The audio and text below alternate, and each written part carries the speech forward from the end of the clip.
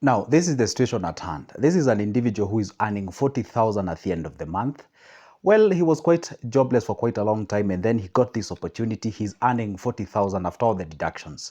Now, after this 40,000, 22,000 is actually going towards payment of the loan that he acquired a piece of land. So that amount of money is actually channeled towards him acquiring this piece of land. So the amount of money that's actually remaining is 18,000. This individual has a family.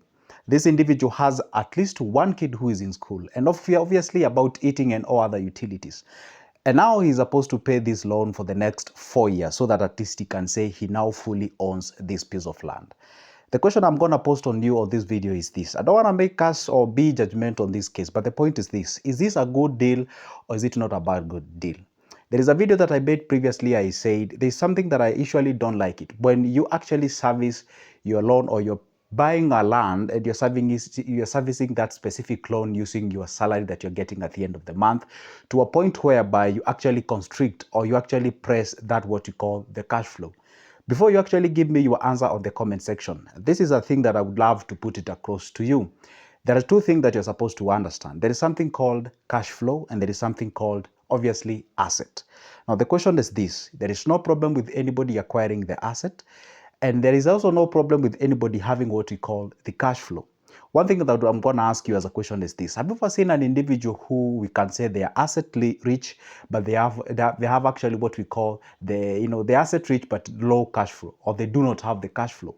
You find this individual, they have a big piece of land, but they cannot even be able to have a car or maybe service a car or maybe live a car, quite a substantive, a good life. So the question is this individual is actually dedicating a whooping 22,000 towards repayment of the land.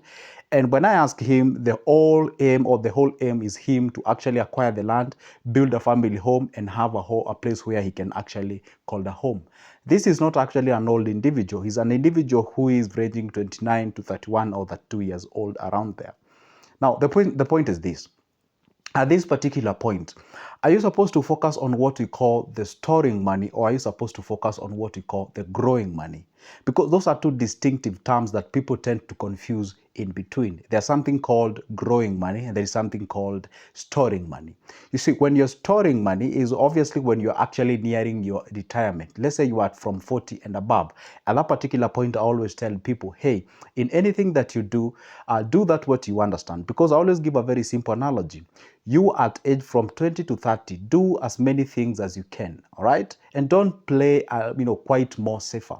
When you are 30 to 40, learn from somebody, follow somebody and learn from them. When 40 at 50, do that what you understand. About 50 to 60, inspire people, and from 60, retire and let others people do your thing. So the point is this individual is actually constricting his cash flow to a point whereby he was actually telling me, hey, I don't think I made a good decision because right now I'm only remaining with 18,000, and this 18,000 is where I'm supposed to get my food, is where I'm supposed to get at least my rent, is where I'm supposed to educate my kids and obviously put up with life. So the point is this. Well, it's amazing. I'm actually in 4 years time I'm gonna own a land. But the point is this. Well, did I use the correct procedure? Or maybe could have waited at least for some time. I get some money, I do some initial deposit for me at least to have what we call, a kind of breathing allowance, so that at least I do not even, constrict that what we call the normal day activities, as well as me acquiring the asset. Or what I say or what I did is to actually tell him, well, obviously it's you who have said that you actually made the wrong decision, and you're right. That wasn't quite a good decision. And after how long have you been in the business or this job, and for you to actually go ahead and subscribe to this loan? And he said he was only there for at least 4 months, and he decided to go to that. So meaning the only amount of money he had ever put in his pocket was around 120 Gs. And the thing is this, there's no problem with acquiring loan. And that's what acquiring land using the loan. But the point is this. If you can be able to understand one thing is that most of the people who actually benefit out of these loans and what have you are quite people who have the substance, who have the financial muscle to actually acquire this land through a loan and actually come up with a structure that structure is actually generating some income, an income that later can be used to repay that specific loan. And actually the thing that was actually a put off in this kind of a deal that he got is that this piece of land, he's not doing any development project out there. He's not even doing any farming. So that loan actually, or that land is actually what we say, it's like quote unquote like a dead capital. It's a capital that does not generate anything for him. You see, if you can be able to have the capacity to actually go to the bank or loan on a circle or wherever the place, they give you that money to buy the piece of land and actually acquire the land and come up with a structure that can actually generate you income and also repay back that loan. Because if we can get this correct, I always understand that whenever you acquire a loan to buy a something, that something, be it an asset, it's an asset that you can actually go ahead and it's a thing that's actually generating you something.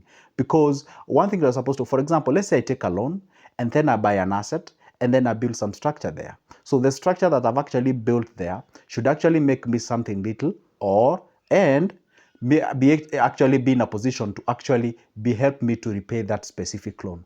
Unlike whereby you just acquire the loan, buy a piece of land, a land that is somewhere idle somewhere, let's say in Kamulu or wherever the place these guys usually sell, or maybe let's say in Malindi. That piece of land, it's just an asset that you put it somewhere. It's actually constricting your cash flow to a point whereby even surviving in a day-to-day activities is becoming a bit hard. Yeah, I know since we were growing, we are this kind of a mentality that we were fed on with, and we were told, hey, a successful man is the one who buys a piece of land, builds his own home, and he places his family there and all those kind of things.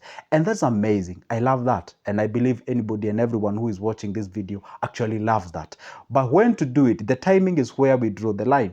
The timing is where you find most of the people get themselves into a problem. Because honestly, this guy, do you know what's happening? This guy is actually getting himself into the debt to fund the consumables, because he cannot be able to sustain his life. He cannot even be able to actually pay the fare, because he was told, hey, immediately after you get the loan, or rather immediately after you get the job, make sure that you at least acquire a piece of land. And it's like a very predictable pattern that people usually assume. And thus, yeah, I know there is an argument of, okay, well, after some time, this guy will actually be able to acquire this piece of land at around 1 point something million, let's say 1,056,000, around there. You can do the calculation.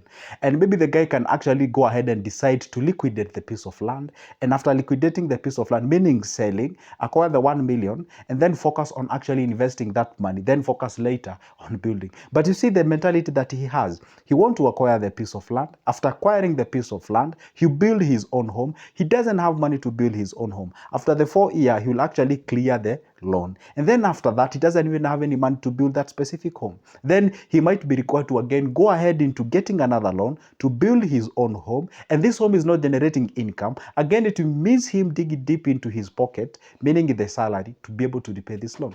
And you can just guess the kind of a life or lifestyle that guy gonna get himself into in that whole period of time. So therefore, what does that exactly mean? You are supposed to be very careful before you actually subscribe to these deals of this piece of land. They say they are amazing piece of properties. Hey, you acquire them and you can actually repay them in 4 years. And then they give you that period of time. You have not actually sit down with pen and people do the calculation and actually understand, hey, what does this mean in terms of my income? Hey, what does it mean? What does this mean in terms of how will I be surviving and all those kind of things?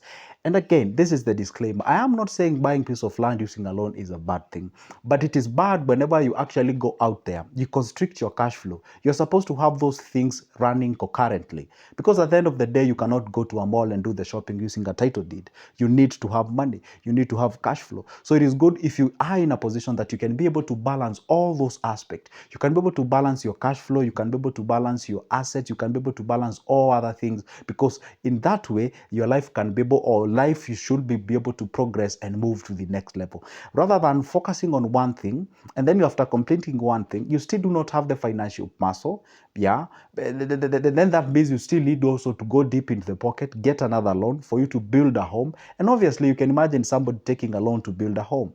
First of all, this home, it's not an asset. First of all, it's not an asset. All right. I know this one is actually in a very emotive discussion, but the point is, home is not an asset. I know you may view it from a point of, let me just say, fine, let me just say it's quite of an asset, but it's more of a cash out. Why? Because you need to be, repaying those what we call the renovations, the maintenance, the what have you. I always advise somebody to do this. First of all, when you are young, focus on growing your money. Grow your money, get into different investments, get into areas where actually is bringing more money. Then after actually you've built multiple streams of income, then from there you can actually go ahead and acquire your home, be it a building or buying a ready one, using what we call the passive income. Therefore, at that particular point, you will be able, for example, let's take a very simple case scenario of this case. This guy, whenever he actually managed to repay back all the entire amount of money and acquire the land, do you know what? This guy will actually go ahead and acquire a loan to be able to build this house. But at the end of the day, he will be able to come up with a dream house. Meaning one day he'll need to bring down that specific house to be able to build another one. Probably the guy will go for, let's say, like 2 million or maybe 1 point something billion. Then that means another like 4 or 5 years for him to repay that back loan. And by the time he clears to pay that back loan, first of all, the value of a structure does not increase, but the value of the land is the one that increases. And in Kenya, the rate at which the value of land increases is around 7 point something to 8%. Inflation sometimes goes up to 9%. So basically, whatever is increasing, it's like it's canceling each other. It's like nothing is going on. And this loan, you're required to repay it with an interest. So at the end of the day, you are on a losing end. Let me repeat my point. The rate at which the land increases in Kenya actually ranges from 7% to 8%.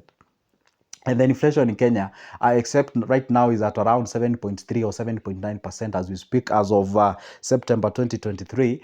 And then you realize that if the inflation is above the rate at which the land increases, so are you gaining or are you losing?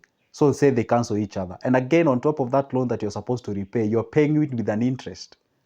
Can you imagine that? And you're paying with an interest of say 12 or 13%. So at the end of the day, you're losing. That's a fact. But nobody does that, or nobody does those mathematics. That's a fact. But anyway, you might say, hey, this is the price you pay when you do not have the cash. It is true. But if there is another option of you doing that specific thing, so you'd rather do it. And that's how exactly you get yourself out of this rat race. Because this guy, I can actually predict for the next 10 years, he's gonna get himself into a rat race. And these are the guys whom they reach to a certain particular point at 50 or 55, they tell you, hey, you know what? I've never achieved much of quite a substantive thing in terms of investment, and I'm about to go retire.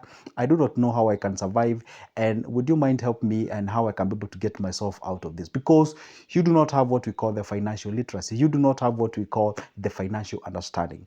I know you're about to talk rude on the comment section, but consider thinking before you actually engage your mouth in saying anything. Because on this matter pertaining to land and money, it's actually a very emotive issue which can actually bring forth what we call like a hot discussion and something also. But I would love to hear what's your point on that. Put your comment down below in this comment section. And don't forget, by the way, I always post a video each and every day talking about investment, money, and anything related to exactly that. So if you don't want to miss any good of my videos, do this. It doesn't cost you anything. Down below there on your right, there is a small button written subscribe. Hit that magical button and turn that notification bell. And if you do that, the whole YouTube will notify you whenever I upload a new good video. For now, it's a goodbye. Don't forget, grab my number from the description of this specific video. Give me a call if you would like to get a piece of booklets on investments, money market fund, or business plans. A copy goes for only 280 Kenyan shillings. My number is out there. For now, it's a goodbye and see you right there.